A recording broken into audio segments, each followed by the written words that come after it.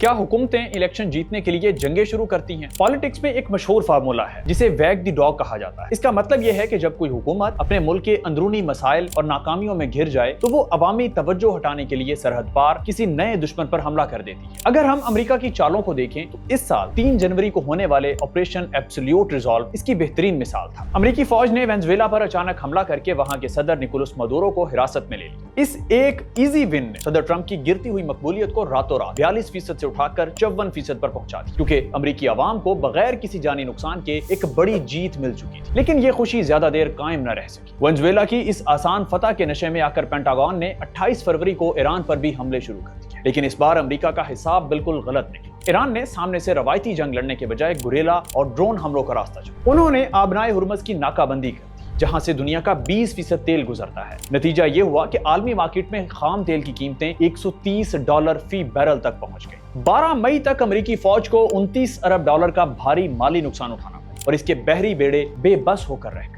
بالآخر جون کو ہونے والے اسلام آباد معاہدے نے واشنگٹن کو پیچھے ہٹنے پر مجبور کیا، جسے دنیا بھر کے ماہرین امریکہ کی ایک بہت بڑی سفارتی اور عسکری ہار قرار دے رہے ہیں۔ اب اصل کہانی شروع ہوتی ہے، کیونکہ نومبر 2026 میں امریکہ کے مڈ ٹرم الیکشنز آ رہے ہیں۔ اس وقت صدر ٹرمپ کی پارٹی کی مقبولیت تاریخی گراوٹ کے ساتھ صرف 38% پر آ چکی ہے اور ان کے ہاتھ سے پارلیمنٹ کی اکثریت نکلنے کا پورا خطرہ ہے۔ تاریخ گواہ ہے کہ جب بھی الیکشن سے پہلے کسی امریکی صدر کی مقبولیت 40% سے کم ہو، اس کی پارٹی بری طرح ہارتی ہے، اور امریکہ اس وقت ایران یا مشرق وسطیٰ میں کسی نئی لمبی جنگ کا خطرہ بالکل نہیں مول لے سکتا۔ چنانچہ واشنگٹن کے تھنک ٹینکس اس وقت ایک ایسے آسان اور کمزور ہدف کی تلاش میں ہیں جس کا گھیراؤ کرنا آسان اور جو نومبر سے پہلے پینٹاگون کو ایک پکی کامیابی دلا سکے، اور وہ ہدف ہے کیوبا، جو اب وائٹ ہاؤس کے ریڈار پر آ چکا ہے۔ پہلے ہم نے ڈسکس کیا کہ الیکشن جیتنے کے لیے ٹرمپ انتظامیہ کو ایران کے دھچکے کے بعد اب ایک اور نئی ایزی ون کی اشد ضرورت ہے، لیکن سوال یہ ہے کہ اس کام کے لیے کیوبا کا ہی انتخاب کیوں کیا جا رہا ہے؟ اس کی پہلی بڑی وجہ ہے کیوبا کا جغرافیہ۔ کیوبا امریکی ریاست فلوریڈا کے ساحل سے صرف 90 میل کی دوری پر واقع ہے۔ امریکہ کا 200 سال پرانا ایک قانون ہے جسے مونو ڈاکٹرائن کہتے ہیں، جس کے تحت امریکہ اس پورے خطے کو بیک یارڈ سمجھتا ہے اور یہاں کسی دوسرے بلاک کی موجودگی کو برداشت نہیں کرتا۔ آبنائے فلوریڈا میں امریکی نیوی کا ایک چھوٹا سا بحری بیڑا بھی پورے کیوبا کا رابطہ دنیا سے کاٹ سکتا ہے۔ پینٹاگون کو یہاں ایران کی طرح اربوں ڈالر خرچ کرنے یا ہزاروں میل طویل سپلائی لائنز بنانے کی کوئی ضرورت نہیں پڑے گی۔ یہ ایک ایسا ہدف ہے جسے صرف بحری اور فضائی طاقت سے ہی مفلوج کیا جا سکتا ہے۔ دوسری اور سب سے اہم وجہ کیوبا کی موجودہ تباہ حال اندرونی صورتحال ہے۔ تاریخی طور پر کیوبا اپنی 60% توانائی کے لیے وینزویلا سے آنے والے سستے تیل پر چلتا تھا، لیکن جنوری میں وینزویلا کے صدر کی بے دخلی کے بعد یہ سپلائی لائن ہمیشہ کے لیے تباہ ہو چکی ہے۔ رہی صحیح کسر 1 مئی کو صدر ٹرمپ کے نئے صدارتی حکم نامے ایگزیکٹو آرڈر نے پوری کر، جس کے تحت کیوبا پر سخت ترین پابندیاں لگا دی گئی۔ اس وقت کیوبا میں مہنگائی کی شرح 80% تک پہنچ چکی ہے اور پورے ملک میں روزانہ 12 سے 14 گھنٹے کے بدترین بلیک آؤٹس ہو رہے ہیں۔ ایک ایسا ملک جس کی معیشت اور سسٹم پہلے ہی زمین بوس ہو چکا ہو، وہ کسی امریکی کارروائی کے خلاف عسکری مزاحمت کر ہی نہیں سکتا۔ ٹرمپ انتظامیہ کو اس وقت اسی کمزوری کی تلاش ہے۔ اس پورے کھیل کی آخری اور سب سے اہم کڑی الیکشن کی سیاست ہے۔ امریکی انتخابات میں فلوریڈا ایک انتہائی اہم ریاست سوئنگ اسٹیٹ مانی جاتی ہے، جو ہار جیت کا فیصلہ کرتی ہے۔ فلوریڈا کے شہر میامی اور اس کے مضافات میں لاکھوں کی تعداد میں ایسے کیوبن امریکن ووٹرز آباد ہیں جو کیوبا کی کمیونسٹ حکومت کے کٹر مخالف ہیں۔ کیوبا کے خلاف کوئی بھی سخت قدم یا فوجی کارروائی ٹرمپ کو فلوریڈا کے اس بڑے ووٹ بینک کا ہیرو بنا دے۔ چنانچہ نومبر کے مارکے سے پہلے کیوبا پر دباؤ بڑھانا ایران میں کھوئی ہوئی ساکھ کو بحال کرنے اور مڈ ٹرم الیکشن جیتنے کا سب سے سستا اور کارآمد انتخابی کارڈ ہے۔